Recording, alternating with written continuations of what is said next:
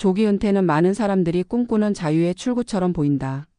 그러나 실제 은퇴자 데이터를 보면 특정 시점, 즉 은퇴 직후 24년 차, 특히 40대 후반에서 50대 초중반이 가장 크게 흔들린다. 왜 이 나이가 위험한지, 그리고 어떤 현실적 변수들이 그들을 흔들어 놓는지 이제부터 실제 사례를 기반으로 하나씩 풀어보겠다. 많은 사람들은 조기 은퇴를 하면 돈만 맞으면 된다고 생각한다. 하지만 실제로는 돈보다 먼저 무너지는 건 삶의 구조다. 그리고 그 구조가 가장 취약한 나이가 바로 40대 후반에서 50대 초중반이다. 직장에서는 가장 실력 있고 경험이 쌓인 나이지만 은퇴 후에는 그 경력이 아무 역할도 하지 못하는 공백의 나이가 되기 때문이다. 한 48세 은퇴자의 사례를 보자. 그는 투자 수익과 퇴직금 합쳐 약 6억이 있었고 생활비는 충분하다고 판단했다. 처음 6개월은 자유로웠다. 매일 운동하고 책 읽고 그동안 하지 못했던 일을 하며 보냈다. 그러나 문제는 1년이 지나면서 찾아왔다. 가장 먼저 무너진 것은 하루 루틴이었다. 하고 싶은 건 많았지만 해야 하는 건 없었다. 이때부터 그는 자신을 주도하는 삶이 아니라 떠밀려가는 하루 속에 살고 있다고 표현했다. 이 시기 은퇴자들이 공통적으로 겪는 두 번째 문제는 사회적 관계의 붕괴다. 퇴사와 동시에 인간관계의 70% 이상이 사라진다는 조사 결과는 단순한 비유가 아니다. 실제로 4050대의 사회적 관계는 대부분 직장 기반이다.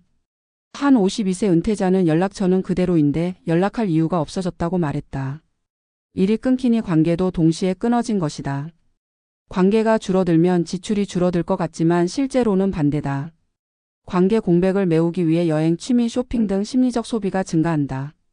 이 소비는 돈이 줄어서가 아니라 마음이 불안해서 생기는 소비다.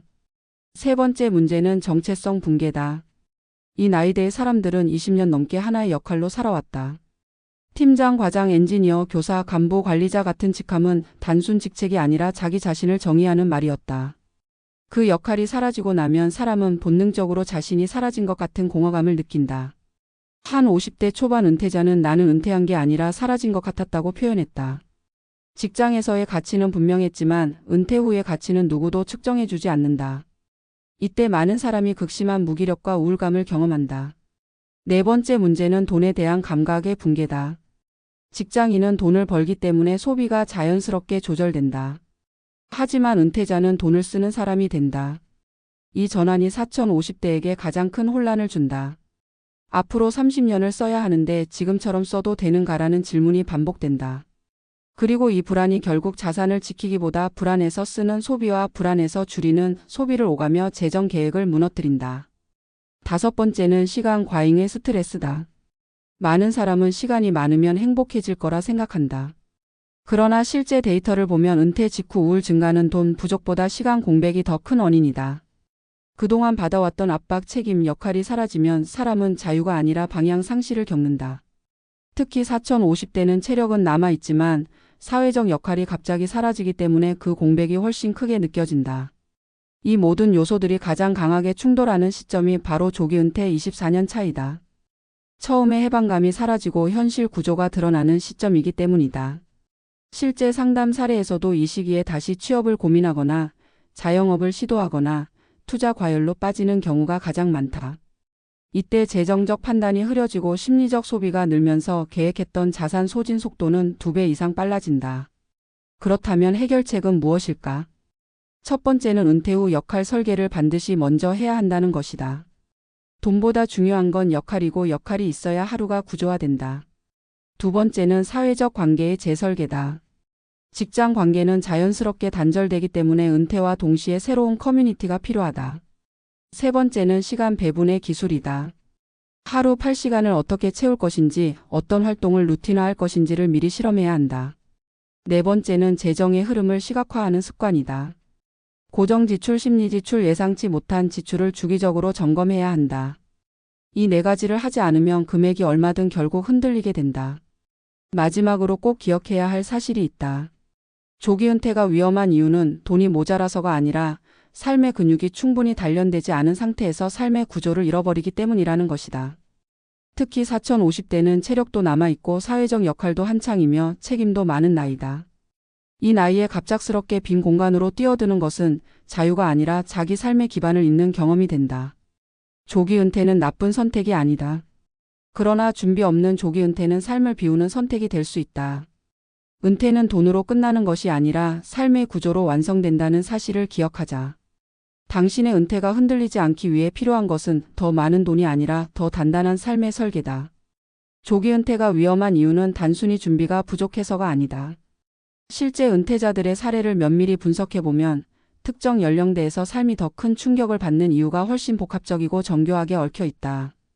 많은 이들은 경제적 기반만 맞추면 나머지는 자연스럽게 풀릴 것이라 생각하지만 은퇴 이후의 삶은 계산표가 아니라 구조의 문제에 가깝다.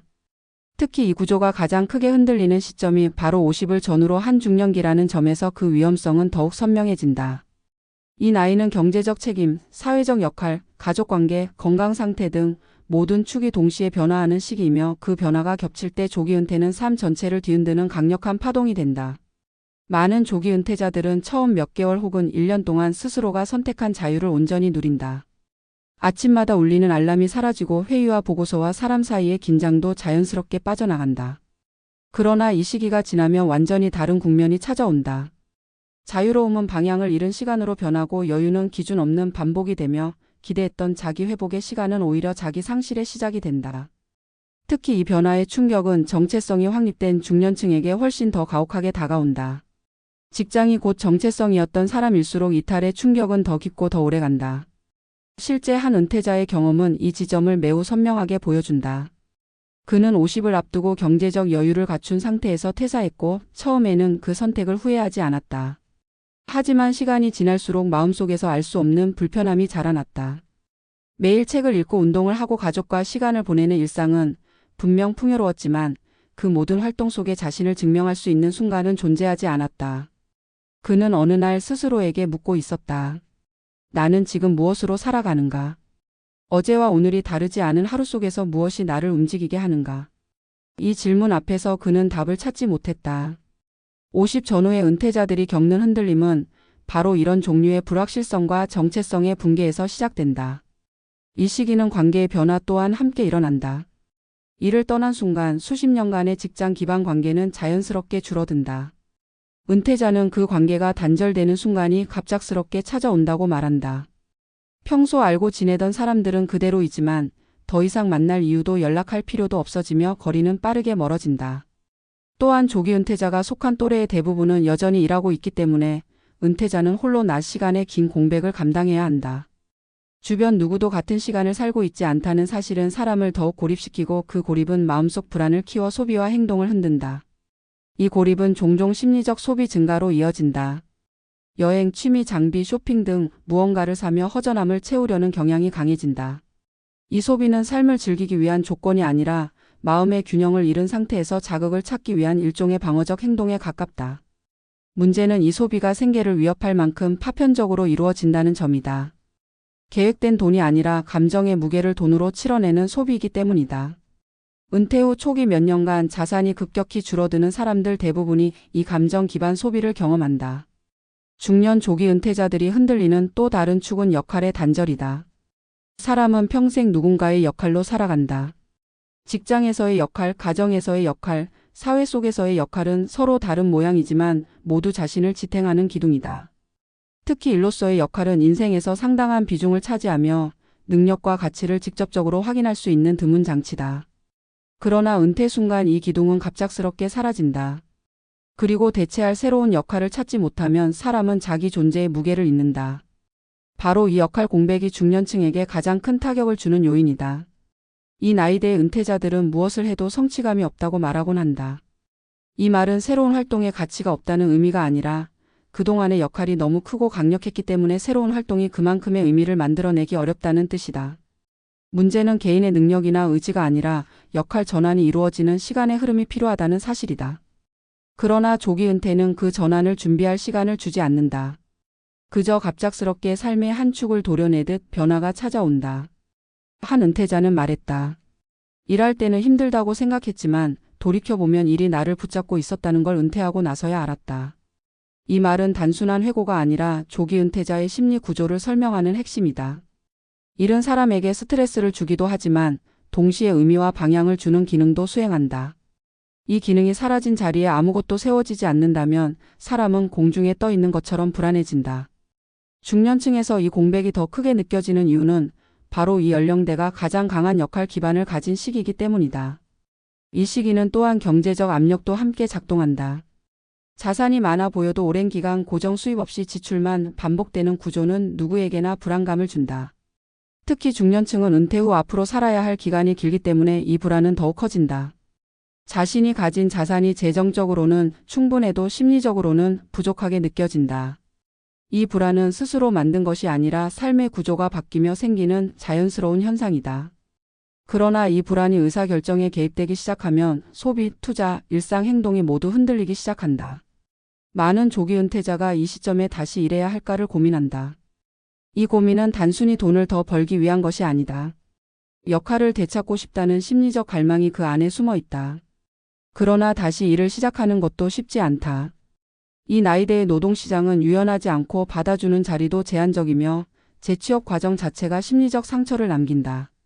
결국 중년 조기 은퇴자들은 한 번 떠난 자리로 돌아가기 어렵고 새로운 자리로 가기도 힘든 경계에 서게 된다. 이 경계가 바로 조기 은퇴에서 가장 위험한 지점이다. 이 문제를 해결하기 위해 필요한 것은 돈이 아니라 삶의 구조화다. 역할을 재설계하고 관계를 재구성하고 시간을 다시 나누는 과정이 필요하다. 이 과정이 자리 잡기 전까지는 어떤 금액을 가지고 있어도 불안은 줄어들지 않는다. 그리고 이 구조화 과정은 중년기에 시작해야 효과가 있다. 이미 은퇴한 후라면 늦은 것이 아니라 더 절실한 것이다. 이 글의 마지막에서 강조하고 싶은 것은 단 하나의 사실이다. 조기 은퇴가 위험한 이유는 나이가 젊어서가 아니다. 바로 그 나이가 삶에서 가장 많은 역할을 수행하던 시기이기 때문이다. 그 역할을 잇는 순간 사람은 경제적 공백보다 심리적 공백에 먼저 흔들린다.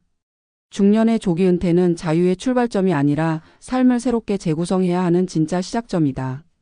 돈이 아닌 삶의 구조를 먼저 준비해야 흔들리지 않는다. 결국 은퇴란 자유가 아니라 재설계이고 준비가 아니라 변화에 적응하는 과정이라는 사실을 기억해야 한다.